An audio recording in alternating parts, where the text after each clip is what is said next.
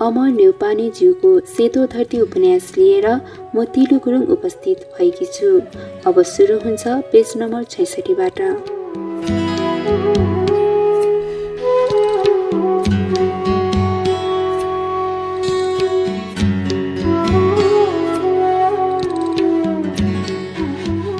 त्यसपछि आमाले सोध्नुभयो, के खान्छेस् नानी? आमालाई थाहा छ मैले पक्कै पनि च्वाई रोटी भन्छु। त्यही भने। मेरै अगाडि आमाले एक पाती चामल भिजाउनु भयो र भन्नुभयो, आज नानीले सेलरोटी खाने।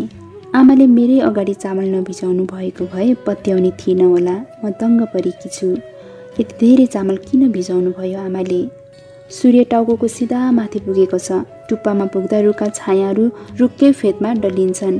मेरो छाया त झन् डल्लिन्छ र मेरो पैताला वरिपरि मात्र सीमित हुन्छ।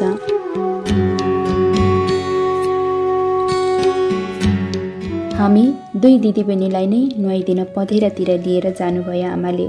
लाग्यो आमाले नुहाइदिनलाई के खान्छस् भनेर फकाउनु भएको हो, तर चामल त भिजाउनु भएको छ। आमाले मेरो पिठो र शरीरका काप कापबाट मैलका लुडा निकालिदिनु भयो। बिहे भइसक्दा पनि आफै नुहाउन सक्दैनौ भन्दै गनगन गर्नुभयो। कडुवा तेल हालेर कपालका लट्टा फुटाइदिनु भयो। 5 आटे चुल्ठी बाटिदिनु भयो र चुल्ठीमा रातो झम्के डोरी बाटिदिनु भयो।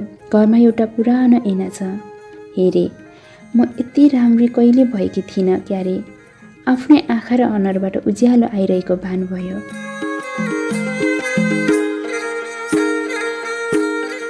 साँच्चै पो रहेछ। आमाले भिजाएको चामललाई पिठो कुट्ने तयारी गर्नुभयो। उखल सफा गर्नुभयो। वरिपरि बढारेर फोहोर हटाउनु भयो। बहिनी र म ढिकी कुट्न थाल्यौँ। आमा घान लगाउन थाल्नुभयो। अघि पछि भन्दा ढिकी पनि हलुङ्गो भयो। सोचे, ढिकी बढ्दैन, म बढ्छु। अझै बढ्दैछु। मेरो तौल बढेछ क्यारे। यति गरुङ्गो ढिकी कति सजिलै थिचिएको। ढिकी यस्तो हलुङ्गो भएको मेरो मन हलुङ्गो भएर होला कि मेरो बढ्दो तन हलुङ्गो भएर होला।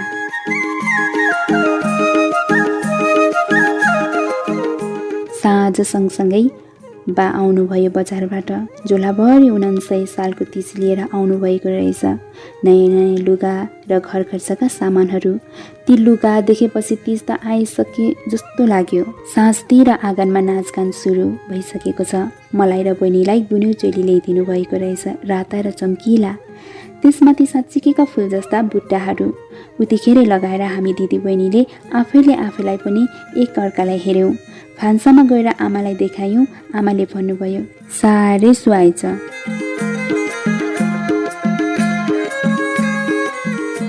पहिले पहिले सधैँ भन्नुहुन्थ्यो, तेरा बा लुवा किन्नै जान्नुहुन्न, जस्ता नि बोकेर आउनुहुन्छ। तर यसपटक भन्नुभयो, कसरी जान्नुहुन्छ तेरा बाले लुवा किन्न? सेलरोटी पकाउँदै गरेकी आमालाई भने, आमा मलाई नि सेलरोटी पकाउन सिकाइदिन्न।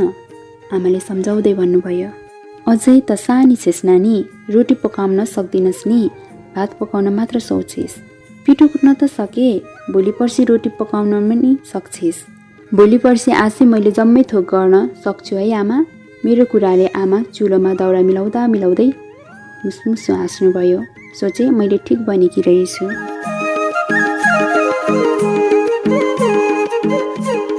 भोलि पर्सि मैले गर्ने कामका चाङहरू थपिँदैछन्। आमाले मुछेको पिठो भरिको पिठो ताईमा घुमाएर खनाउनु भयो। एकछिनमा गोलो रातो रातो र फुलेको सेलरोटी झिक्नुभयो। मलाई पनि आमाले जस्तै राम्रो रोटी पकाउन मन भयो। रोटी खान खोजे। भगवानलाई नचढाई खान हुँदैन भन्नुभयो। 4वटा रोटी भगवानलाई चढाएपछि पहिलो रोटी बहिनी र मैले आधा आधा खायौँ। भित्र खोक्रो पिठो नजमेको रोटी। बेलुका आमाले भात पकाउनु भएन। रोटी खाएर सुत्यौँ। जीवनको सर्वाधिक खुसी र आनन्दको दिन लाग्यो। बिहान चाँडै नै भ्युजिएर बारदलीमा आएर बसे। सुकिलो धरतीमा घामका किरण पोखिएका छन्। कतै तुवालो छैन। वर्षा ऋतु सँगसँगै यो वर्षाको झरीले भर्खर बिदा लिए जस्तो छ। प्रत्येक वर्ष शरद ऋतु लाग्ने बेलामा झरी धरतीसँग बिदा लिएर कहाँ जान्छ होला। त्यसपछि झरी कहिलेकाहीँ 1-2 घण्टाका लागि वर्षा भएर आउँछ।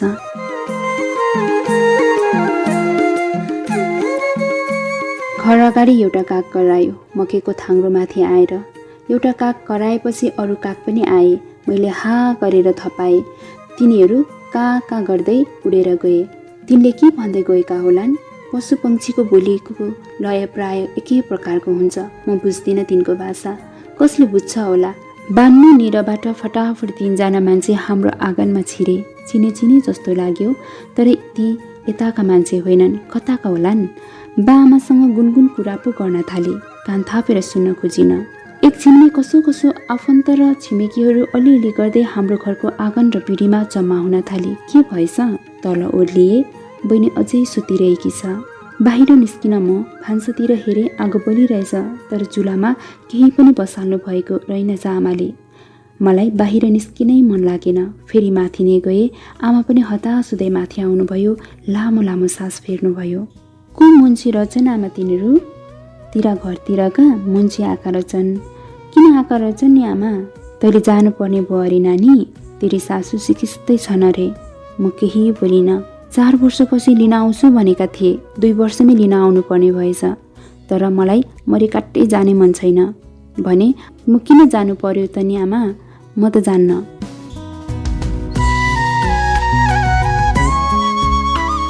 म लुक्न खोजे घरभित्रै। आमाले फकाउनु भयो। तेरी सासूले बुहारीको मुख हेर्छु भन्छन् रे। जानु पर्यो नि, आफ्नो घर जान्न भनेर हुन्छ? म गएर तिनलाई सन्चो बनाउन सक्दिनँ क्यारे, मरि नै जान्न म त। बुहारीको मुख हेर्छु भनेपछि जानु पर्यो नि। म वैध होइन क्यारे, बुहारी त होस् नि। एकछिन नबोली बसे। कहिले जाने अरे? अहिले जाने भन्छन्। जाने भन्न साथ मेरो मुटु टकटक काम्न थाल्यो। आँखा पछाडि जमेको आँसु पग्लिन थाल्यो। शरीरभरि काँडा उम्रिए। आमाले मलाई तयार पार्न लाग्नुभयो। मुगियाको रातो बुटेट धोती र मखमलको चोलो लगाइदिनु भयो। नैना सुतको पछ्यौरा ओढाइदिनु भयो। आमाले अस्ति भर्खर मात्र किनिदिएका नयाँ चुरा लगाइदिनु भयो। गहना लगाइदिनु भयो। सिन्दुर, पोते, टिका, गाजल लगाइदिनु भयो। बाटोमा भोक लाग्ला भनेर आमाले 1 दर्जन केरा मेरा झोलामा राखिदिनु भयो। मिश्री र नरिवलको पोको पारेर पटुकामा बाँधिदिनु भयो।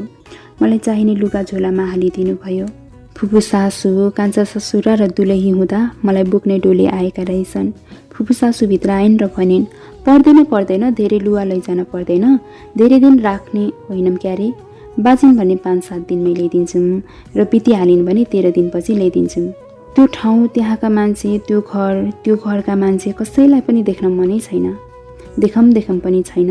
त्यसो हुन त त्यो ठाउँ र त्यहाँका मान्छेसँग माया घसिन पर्यो, त्यो भएन। उनीहरूलाई भने बिमारी हुँदा पनि किन देख्न मन लागेको होला मलाई देखेर के होला तिनलाई? के तिनको ज्यानमा र रोग मलाई देखेर सन्चो होला त?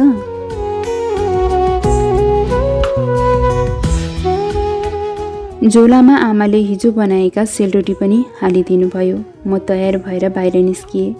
जब म ढोकाबाट बाहिर निस्किए चकित भए। छिमेकका मान्छे मेरो बिहेमा जस्तै जम्मा भएका, तर गाईगोही मात्र बोलेका। सबैजना चुपचाप बगैँचाका रुखै मिलेर, कोही उभिएका, कोही बसेका।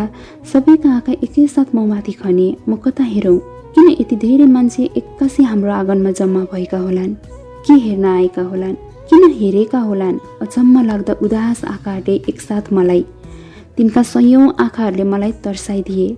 मैले नबुझ्ने भाषामा उदास गीत गाइरहे।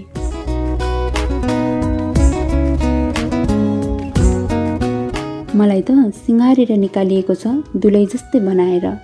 हाम्रा सबै आफन्त त्यसै भकानिएका जस्तो देखिएका छन्।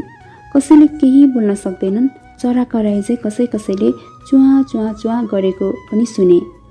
मेरो ठुलो झोला देखेर ती कान्छा ससुराले पनि बकानिँदै भने, लुवाफाटा केही लैजानु पर्दैन, खाने कुरो नि पर्दैन, हामी धेरै दिन राख्दिनौँ यिनलाई। वरिपरिकाले तिनका कुरामा घान लगाए। त्यही धेरै दिन राख्दिनौ भन्ने कुराले नै म यति सजिलै उभिन सकेकी हुँ भन्ने लाग्यो। किन अझै पनि म जान्न भन्दैछु मनमा नै। मौका छोपेर भागौँ पनि भएकी छु। कतै झाडीमा गएर दिनभरि लुकौँ जस्तो भएको छु, तर सकिन।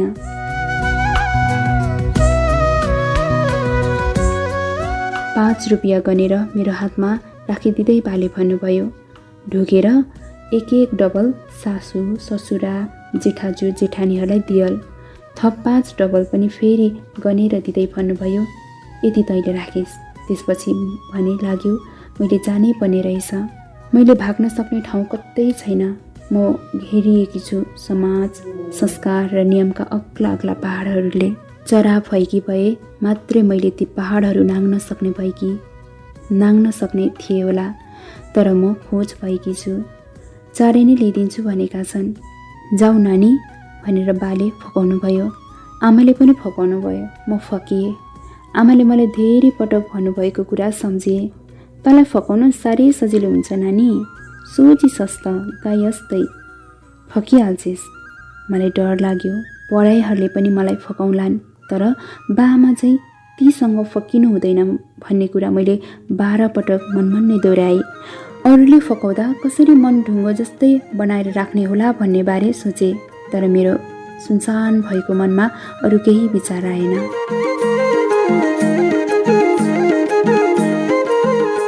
आँगन छोड्ने बेलामा घरतिर फर्किएर हेरेँ। सबै मानिसले मलाई नै हेरेका छन्। सबैले किन हेरेका होलान् यसरी? गोठतिर पनि आँखा पुग्यो। गाईहरूले पनि कान अगाडि घोटाएर मतिरै हेरेका छन्। बाख्राका पाठाहरू पनि मतिरै हेरेर कराए। ती किन कराएका होलान्? पक्कै पनि मैले चराउन लैजान्छु भनेर होला। बा आमा पनि चौतारोसम्म पुर्याउन आउनुभयो। मलाई भने लागिरह्यो परार पूजा भनेर मेरो बिहे भए जस्तै यसपटक सासू बिमारी परेकी छन् भनेर अर्कै थोक गर्न लागेका त होइनन्। तर मैले प्रतिवाद वा प्रतिप्रश्न केही गर्न सकिनँ। चौतारो कटेपछि आमाले भन्नुभयो, नआत्तिकन जा नानी, म पछि आउँछु। यसपटक भने आमा आउनुहुन्छ भन्ने कुरा पत्याइन मैले।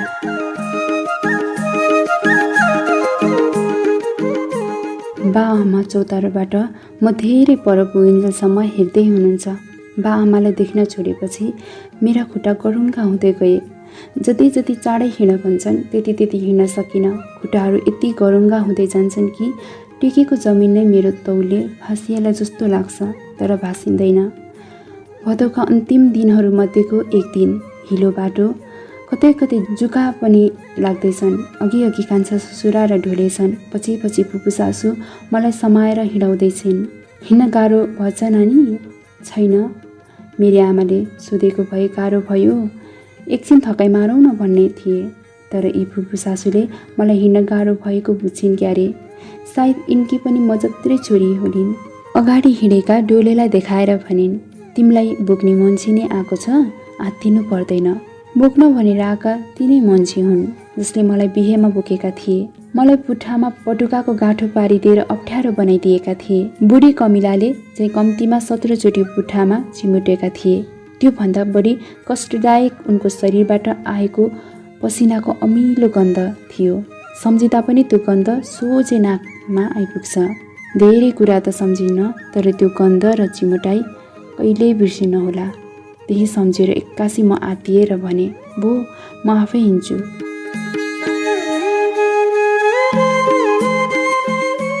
साह्रै बिमारी भएर सासूलाई कोहो कोहो म अर्काकी छोरीको त मुख हेर्न मन लागेको। आफ्नो छोराको त झन् किन नलागोस्, उनी त पहिल्यै आए होलान्। मेरो हात समाएर मलाई हिँडाउँदै गरेकी फुपू सासूलाई हेरेँ। उनको अनुहारमा उनकै अनुहार पहिरो गएको पहाड जस्तै भएको छ। ती दुलाहा भन्ने मान्छेका बारेमा केही सोधिनँ, किनभने मसँग सोध्नुपर्ने कुनै कारण नै छैन। सोध्नलाई तिनको अनुहार, बोली, हाँसो सम्झिनु पर्यो। बाआमालाई चाहिँ कतिखेर देखम देखम जस्तो लाग्न पर्यो। तिनले लगाएको गुण, सहयोग र समर्पण सम्झिनु पर्यो। यी सबै कुरा केही थिएनन् मेरो मनमा, त्यसैले बरु नसोधौँ मात्र लाग्यो।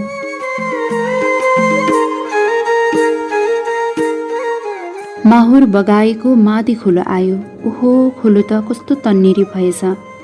वैशाखमा देखेको सानो सङ्लो खोलो अहिले त धमिलो र ठुलो भएछ। मलाई तिनै डोलीले पिठोमा बोकेर खोलो तारे। लाग्यो परार वैशाखदेखि आजसम्म पनि नुहाएकै छैनन् यी मान्छेले। त्यसपछि उकालो आयो। कान्छा ससुराले हो कि फुपू सासूले हो ढोलेलाई खै कुन्नी के भनेछन्। ढोलेले मेरो कान नजिकै मुख ल्याएर भने, अब नानीलाई हिँड्न गाह्रो हुन्छ, म बोक्छु। बाटो र आफ्नै खुट्टालाई हेरेर भने, बो म आफै हिँड्छु।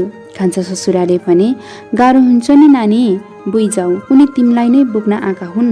नै भन्न सकिनँ। एकछिन म तिनको भुइँमा बोकिए। तर यसपटक उनले न पटुकाको गाँठो पुट्ठामा पारे न चिमुटे नै। उनी पनि अरू जस्तै हाँसेका छैनन्। बेला बेला साह्रै थोरै गुनगुन मात्र बोलेका छन्। धेरै जसो गुनगुनको भाषा बुझिनँ मैले। थोरै बुझेर कुनै अर्थ निकाल्न सकिनँ।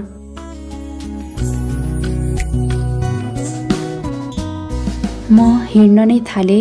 खोलाको वरिपरिका पहाडहरू ठाउँ ठाउँमा पहिरो गएका छन्। खोलाको पानी पनि चर्को चर्को आवाजमा बोलिरहेको छ। हामी भने सबै मौन। पहिरोमाथि पहिरो। सुकेको ठुलो रुख ढलेको आवाज मेरो कानमा पर्यो। आत्तिएर मैले चारैतिर हेरेँ, तर कतै केही छैन। अरू सबै चुपचाप हिँडिरहेका छन्। त्यो आवाज मैले मात्रै सुनेको हुँ कि क्या हो? यस्तो पनि हुन्छ? सोचे। यो पहिरो मेरै मनको पहिरो गएको रहेछ क्यारे। रुख पनि मेरै मनको रुख मेरै मनमा ढलेको रहेछ क्यारे। म ढलेकी छैन, हिँड्दैछु अरू चाहिँ, तर सुस्तरी।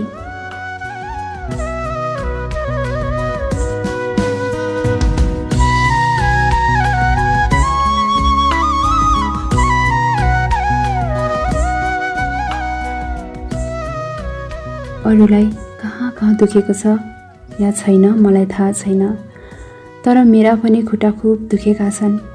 त्यही पनि मलाई पुग्नुहोस् भनेर डोलेलाई भन्न सकिनँ। औँलाका कापतिर रगत देखे, झस्किएर हेरेँ।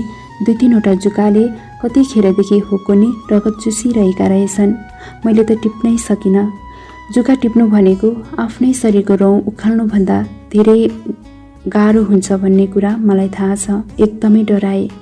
फुपूले आमै नि यिनलाई त जुका लागेछन् भनिन्। मैले टिप्न नसकेका जुका उनले टिपिदिन्। त्यसपछि फेरि मलाई बोके। डोलेको पिठोबाट गाउँ देखे पर। त्यही गाउँ हो क्यारे म पुग्ने ठाउँ। कान्छा ससुराले भने अझै लाम्छ 2 घण्टा त, अब 2 कोस टाढा होला।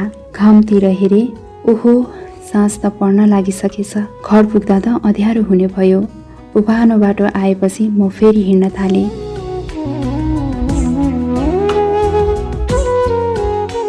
राति भइसकेको छ। घर नजिकै पुर्याएर पनि कुन्नी किन हो घर लगेनन्। अरू 2-3 जना नौला मान्छेहरू पनि आएर कान्छा ससुरा र फुपू सासूसँग खासखुस कुरा गरे। केही बुझिन। मलाई फुपू सासूले फर्काएर अलि माथि अर्कै घर पो लगिन्। पछि थाहा पाएँ त्यो घर उनकै रहेछ। एकदमै गलेकी छु। मनमा एकहोरो बजिरहेको छ शङ्खको जस्तो अनौठो आवाज। यो के को आवाज हो ठम्याउन सकिन। एकदमै नरमाइलो आवाज छ।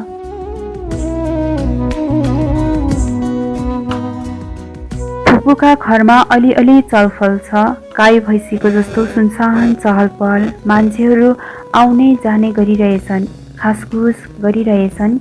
मलाई भने कुप्लुक्कै सुत्न मन लागेको छ। जरासहित उक्लिएको रुख जमिनमा सुते चाहिँ।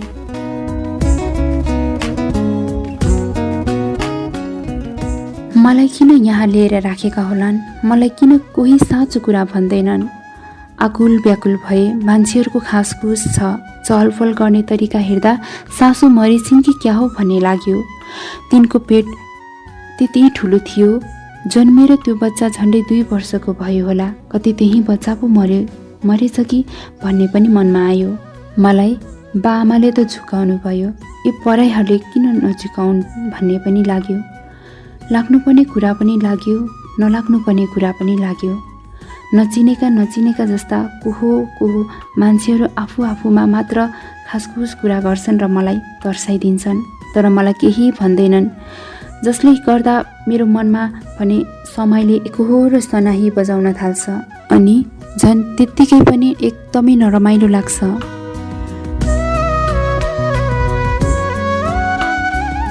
अब त घर लिएर जान्छन् र मेरा आँखा अगाडि लागेको पर्दा हटाइदिन्छन् भनेको त फुपू सासूले मलाई आफ्नो घरको तलामा पो लिएर गइन्। लिस्नाका टाउकैनेर ओछ्यान लगाइदिएकी रहेछिन्। तल्लो धुवाले पुरै कालो छ। ओछ्यान पनि धुवा गनाएको। मलाई भाउन्न भएर आयो। 4-5 कोसा केरा र 1 कचौरा दुध खान दिइन्। यति खान पनि मलाई एकदमै गाह्रो भयो। औषधि खाए झै भयो। यति पनि नखाई भोलि बिहान उठ्दा मेरो हाल के होला? औषधि त औषधिकै काम गर्यो, तर अचम्म म किन यति धेरै डराइरहेछु? बिनाझरी किन मेरो मनमा पहिरो गइरहेछ? बिनाहुरी मेरो मनको रुख किन ढलिरहेछ? थाहा छैन। रात कसरी बित्छ। आजसम्म यति सनसनीपूर्ण र अन्योलग्रस्त रात कहिल्यै बिताउनु परेको थिएन। मान्छेहरूको चहलपहल कम हुँदैछ। तल भान्सामा नै होला फुपू सासू र अरू मान्छेहरू कुरा गर्दैछन्। पुरै वाक्य सुन्न सक्दिनँ, सुने पनि बुझ्न सक्दिनँ। केही शब्दहरू मात्र सुन्छु। मेरै मनको हल्ला खल्लाले सुन्न र बुझ्न नसकेकी हुँ कि जस्तो लाग्यो।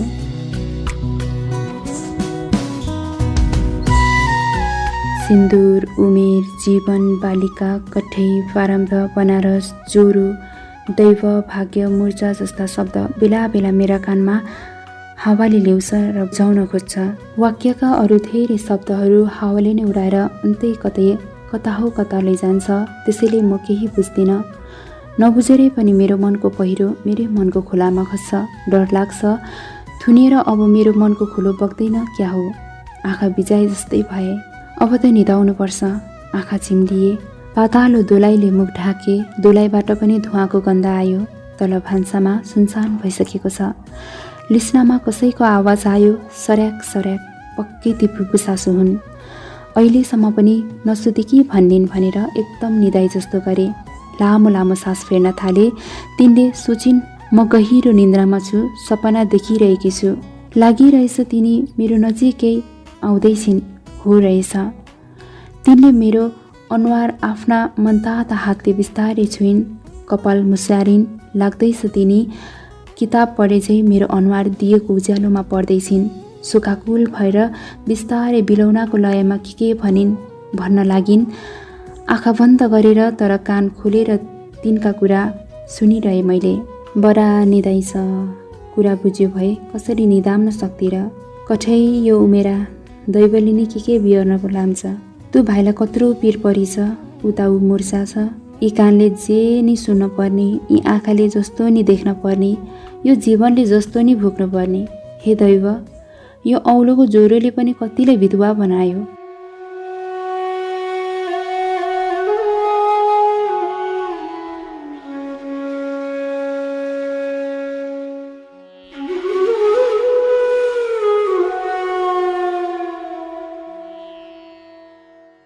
के भनेकी हुन् यिनले?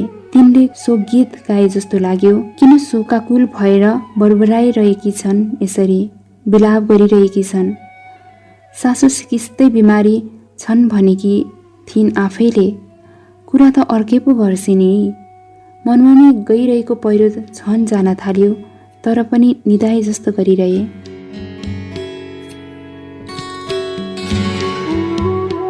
कपाल मुसार्दै दोलाई अलिकति पन्छ्याएर मेरो गलाको पोते छामिन्। राता लुगा मुसारिन्। टाउको सुमसुमाउँदै निधार र सिउँदो बिस्तारै छुइन्। सायद तिनी रुँदै बिलौना गर्दैछिन्। कठै मेरा बाबै, तेरो सिन्दुर पोते गयो नि। अब तेरो सौभाग्य दैवले खोज्यो। यस्तो साक्षात देवीको अस्त अनार अब हेर्न नहुने हुने भो। लौन नि जस्तो नि भोउनु पर्ने। कठै बरा, अहिले त ढुक्कले निदाएकी छेस्। भोलिदेखि यसको जीवन यस्तो उमेरा नि दैवले विधवा हरायो।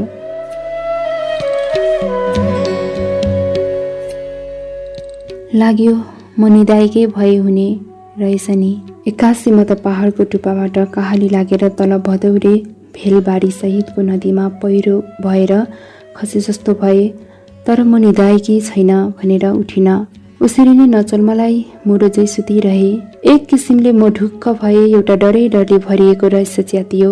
माया लागेर पनि होइन, दुलहाको अनुहार सम्झेर पनि होइन, घर परिवार सम्झेर पनि होइन, आफ्नै जीवन र भविष्य सम्झेर पनि होइन। मन भने त्यसै फकानियो, तर आवाज निकालेर रुन आएन।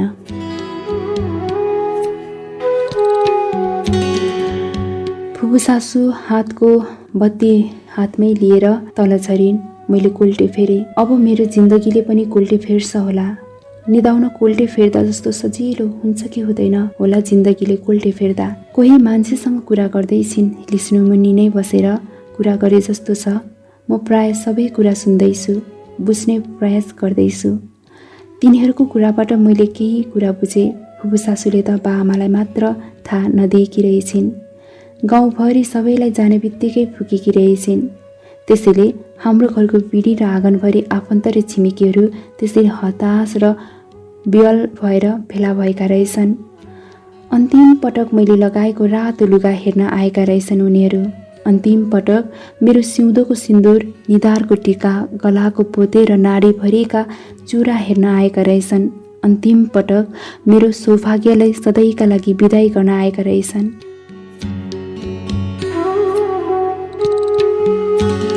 कस्तो अचम्म, सबैभन्दा पहिला थाहा पाउनुपर्ने मान्छेले नै सबैभन्दा अन्तिममा थाहा पाउँदैछु।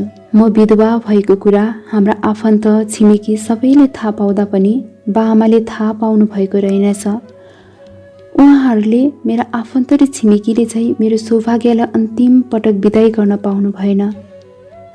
यतिन्जेलसम्ममा त थाहा पाउनुभयो होला म विधवा भएको खबर। बाआमाले पहिला थाहा पाउनु भयो होला कि मैले जाडो भएर पनि होइन, यत्तिकै म थर्र काम्न पो थालेँ।